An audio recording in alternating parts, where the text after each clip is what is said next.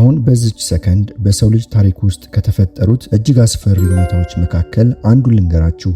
ማህበራዊ ስነልቦና ባለሙያዎች እንደሚናገሩት የሰው ልጅ አእምሮ ከሚፈራቸው ነገሮች ሁሉ ቀዳሚው ባዶነትና በሰዎች ዘንድ ዋጋ ማጣት ነው። በዙሪያችሁ ያሉ ሰዎች የእናንተን መኖር ካልፈለጉት፣ ቃላቶቻችሁ በእነሱ ዘንድ ክብደት ካጡና መገኘታችሁ በሄዳችሁበት ቦታ ሁሉ ዋጋ ካጣ አእምሮአችሁ ይህንን የሚተረጉመው እጅግ አስደንጋጭ በሆነ መንገድ ነው።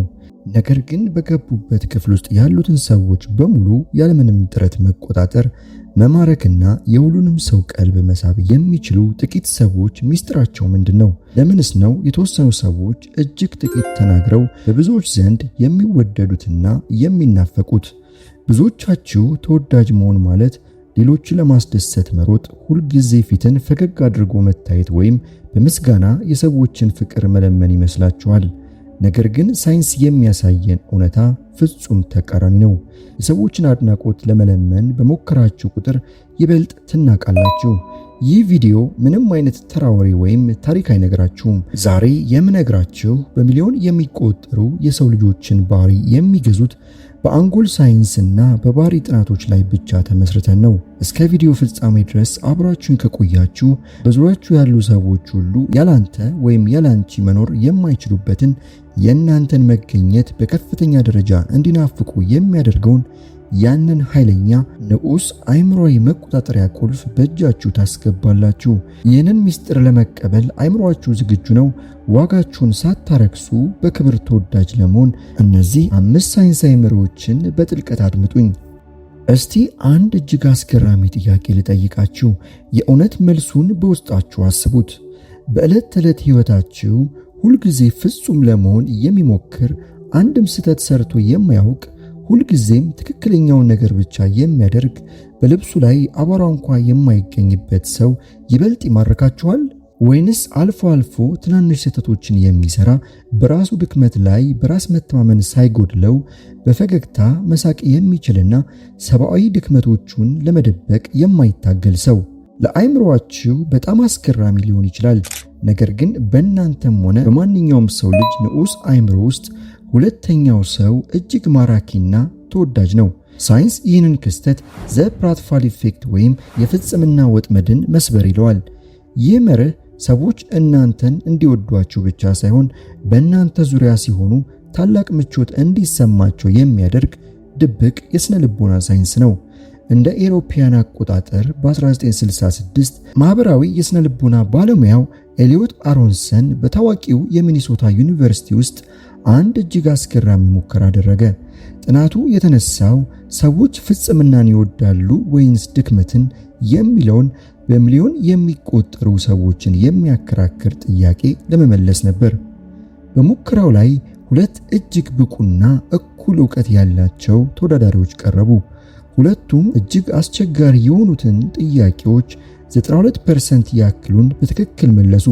ሁለቱም እጅግ አስደናቂ የሆነ የትምህርት ዝግጅት አሳይተዋል። ነገር ግን በመጨረሻው ሰዓት ላይ በአንደኛው ተወዳዳሪ ላይ አንድ ድንገተኛ ነገር ተከሰተ። ይህ ተወዳዳሪ በመጠነኛ መንቀጥቀጥ ምክንያት በፊቱ የተቀመጠውን ሞቅ ያለ ቡና በድንገት በልብሱ ላይ አፈሰሰው። በስክሪኑ ላይ የቡናው መፍሰስና የተወዳዳሪው መጠነኛ መረበሽ በግልጽ ይታይ ነበር።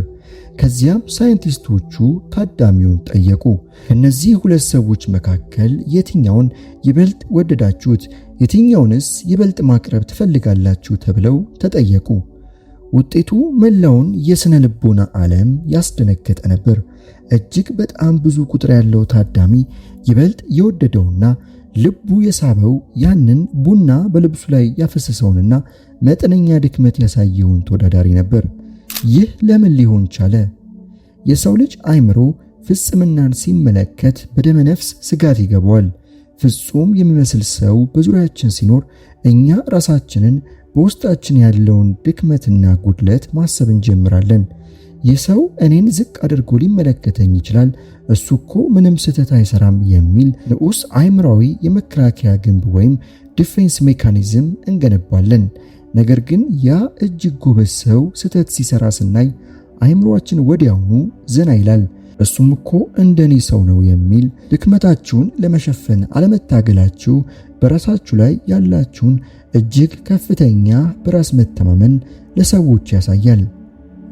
እስቲ ያስቡት፣ አንድ ሰው ሁልጊዜ ፍጹም ለመሆን ሲታገል ቃላቶቹን ሁሉ ሲመዝንና ጭንብል አድርጎ ሲኖር ስታዩት በደመ ነፍስ አስመሳይ ነው ብላችሁ አታስቡ? በእርግጥም ታስባላችሁ። ሰዎች የሚወዱትና የሚቀርቡት ድክመት የሌለበትን ሰው ሳይሆን ሰብአዊነቱን የማይደብቀውን እውነተኛ ሰው ነው። ስህተት ስትሰሩ በፍርሃት አትሸማቀቁ። በጓደኞቻችሁ ወይም በሥራ ባልደረቦቻችሁ መሃል ስህተት ስትሰሩ ልባችሁ በፍርሃት እንዲመታ አትፍቀዱ። ይልቁንም በራሳችሁ ስህተት ላይ በቅንነትና በራስ መተማመን ሳቁበት። ይህ ለሰዎች የሚያሳየው እናንተ ከስህተታችሁ በላይ ትልቅ መሆናችሁን ነው።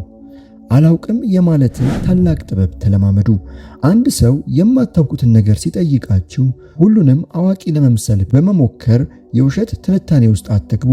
ይልቁንም ይህንን ጉዳይ እኔ አላውቀውም ግን ማወቅ እፈልጋለሁ በሉ። ይህንን ስትሉ ሰዎች እናንተን ዝቅ አያደርጓችሁም። ይልቁንም ለታማኝነታችሁና ለቀናነታችሁ ልባቸውን ይከፍቱላችኋል። እውነተኛ ማንነታችሁን አሳዩ። በጣም የምትወዱትና የሚያከብራችሁ ሰው የእናንተን ፍጹምነት አይፈልግም። ሰብአዊነታችሁ፣ ትናንሽ ድክመቶቻችሁና ያላችሁ ቅንነት ነው ሰዎችን እንደ መግነጢሳዊ መስክ ወደ እናንተ የሚስባቸው። እስቲ አሁን ደግሞ በሕይወታችሁ ውስጥ የተለመደውን ግንኙነት ሙሉ በሙሉ የሚገለብጥ አይምሯችሁን ፈትኖ እውነታውን የሚነግራችሁ አንድ ጥያቄ ልጠይቃችሁ። በዙሪያችሁ ያሉ ሰዎች፣ ለምሳሌ የሥራ ባልደረቦቻችሁ፣ ጓደኞቻችሁ ወይም አዲስ የምታውቋቸው ሰዎች እንዲወዷችሁና እንዲያከብሯችሁ ስትፈልጉ ምን ታደርጋላችሁ? አብዛኞቻችሁ የምታደርጉት የታወቀ ነው። ሁልጊዜ እሺ ለማለት ትሮጣላችሁ። የሚፈልጉትን ውለታ ሁሉ ትፈጽማላችሁ። የራሳችሁን ሰዓት ሰውታችሁ እነርሱን ለመርዳት ትደክማላችሁ። በቃ ሁልጊዜ ሰጪ ለመሆን ትጥራላችሁ።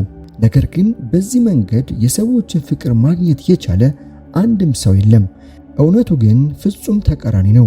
ለሰዎች ውለታ በዋላችሁ ሁልጊዜ እሺ ያላችሁ በተገዛችሁ ቁጥር ያ ሰው በንዑስ አእምሮ እናንተን መናቅና ዋጋችሁን መቀነስ ይጀምራል። ታዲያ የሰዎችን ልብ መግነጢሳዊ በሆነ መልኩ ለመሳብ ምን ማድረግ አለባችሁ?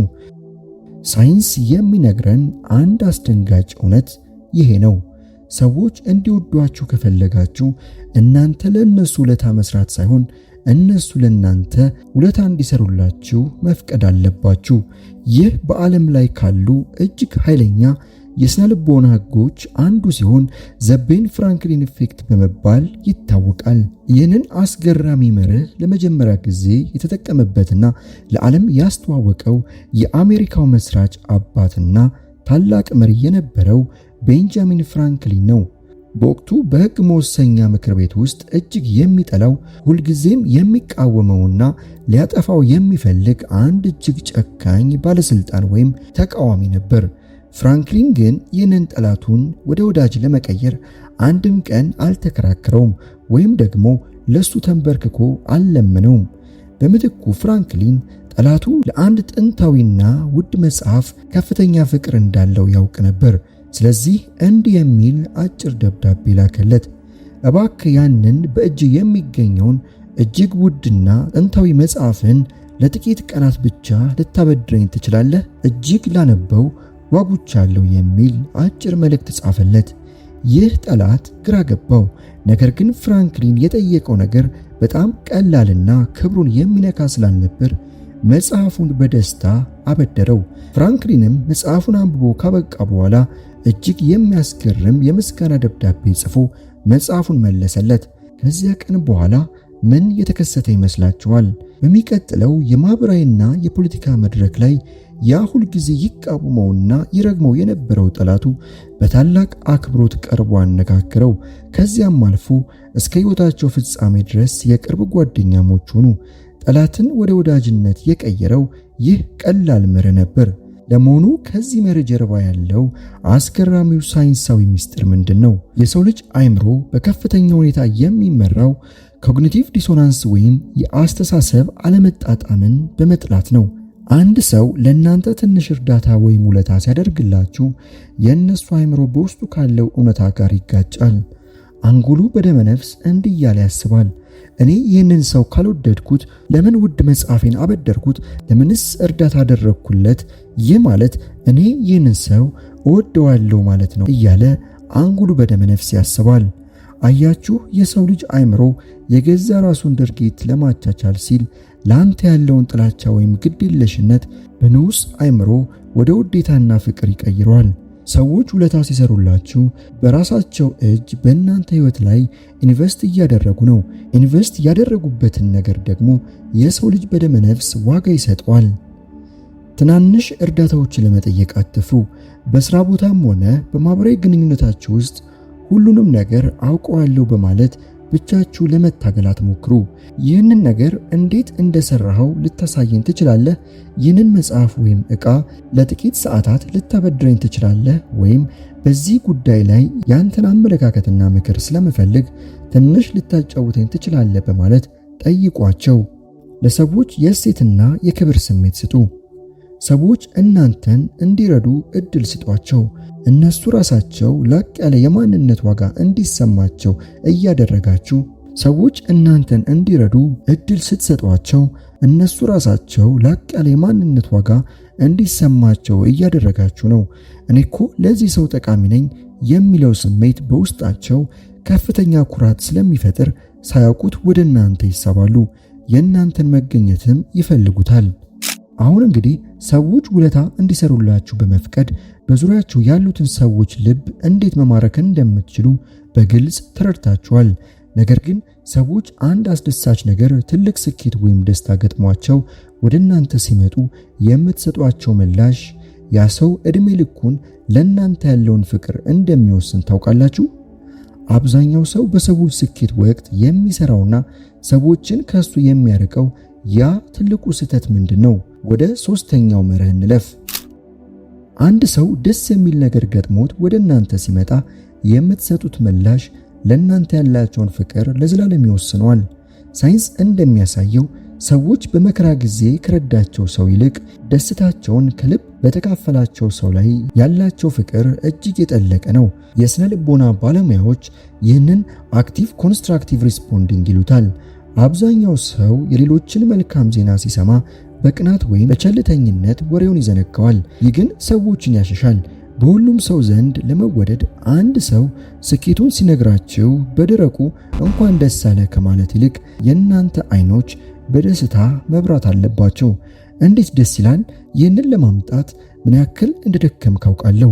እስቲ ንገረኝ፣ እንዴት ሊሳካል ቻለ? በማለት ደስታውን ከሱ በላይ አክብሩለት።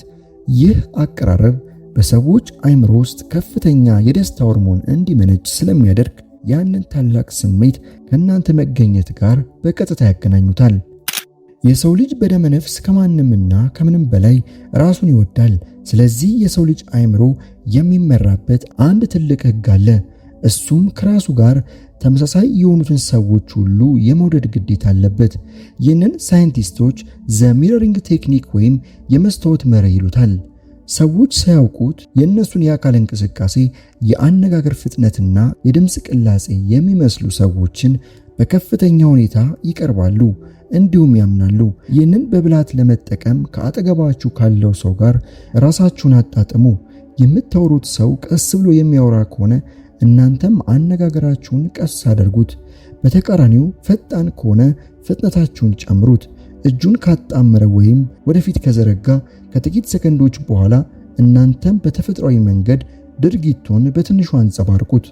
ይህንን ስታደርጉ ንዑስ አእምሮአቸው የመከላከያ ግንቡን ወዲያውኑ በመስበር ይህ ሰው ልክ እንደኔ ነው የሚል ጥልቅ እምነት በሰከንዶች ውስጥ ይገነባል። በምድር ላይ እንደ ወርቅ ወይም አልማዝ ያሉ ውድ ማዕድናት ዋጋቸው የናረው በየቦታው ስለማይገኙ ብቻ ነው። የሰው ልጅ ባህሪም የሚመራው በዚህ የእጥረት ሕግ ወይም ዘ ላው ኦፍ ስካርሲቲ ላይ ነው። የእናንተ መገኘት፣ ንግግርና ፍቅር በሰዎች ዘንድ ታላቅ ዋጋ የሚኖረው አለመገኘታቸው ሲኖር ብቻ ነው። ሁልጊዜ በየቦታው የምትገኙ፣ ለሁሉም ጥሪ ወዲያውኑ መልስ የምትሰጡና የራሳችሁ ህልምና አጀንዳ የሌላችሁ ከሆናችሁ ሰዎች እናንተን መናቅ ይጀምራሉ። መገኘታችሁ እንደ መብት ከተቆጠረ ዋጋችሁ ይረክሳል። ስለዚህ ሁልጊዜ እሺ ማለትን አቁሙና የራሳችሁ ጠንካራ ወሰን ይኑራችሁ። አልፎ አልፎ ራሳችሁን ከማህበራዊ ህይወት በማግለል ወደ ራሳችሁ ስራና እድገት ላይ ብቻ ተኩሩ። ሰዎች የእናንተን መገኘት እንዲናፍቁና የእናንተን ዋጋ እንዲረዱ እድል መስጠት እንዳለባችሁ በፍጹም አትርሱ። ዛሬ የተነጋገርንባቸው 5ቱ ሳይንሳዊ መርሆች የሰዎችን ፍቅር ለመለመን ሳይሆን የእናንተን እውነተኛ ዋጋ ከፍ በማድረግ ሰዎች በራሳቸው ፍላጎት ወደ እናንተ እንዲሳቡ ለማድረግ ነው። አስታውሱ፣ በሁሉም ሰው ዘንድ ተወዳጅ ለመሆን ራሳችሁን መለወጥ የለባችሁም። ማድረግ ያለባችሁ የሰው ልጅ አእምሮ የሚገዙትን የስነ ልቦና ህጎች ተረድታችሁ በብልሃትና በክብር መኖር ብቻ ነው። አሁኑኑ መወሰን ያለባችሁ ነገር አለ። በሰዎች ዘንድ ለመወደድ ስትሉ ዋጋችሁን ዝቅ አታድርጉ። ይልቁንም ራሳችሁን አሻሽሉ። በራስ መተማመናችሁን ገንቡ። ለሰዎች እውነተኛ አድናቆትን ስጡ፣ መስመራችሁን ግን አስከብሩ። ይህ ቪዲዮ ህይወታችሁን እንደሚለውጠው ሙሉ እምነት አለኝ። እነዚህን መርሆች በህይወታችሁ ላይ በመተግበር የምታመጡትን ለውጥ ለማየት ጓጉቻለሁ። ቪዲዮ ከተመቻችሁ ላይክ ማድረጉን፣ ለወዳጆቻችሁ ሼር ማድረጉንና ለተጨማሪ እንደዚህ አይነት ጥልቀት ያላቸው የስነ ልቦና ትምህርቶች እንዲደርሷችሁ ሰብስክራይብ ማድረጉን አትርሱ። በሚቀጥለው ቪዲዮ እስክንገናኝ መልካም ጊዜ።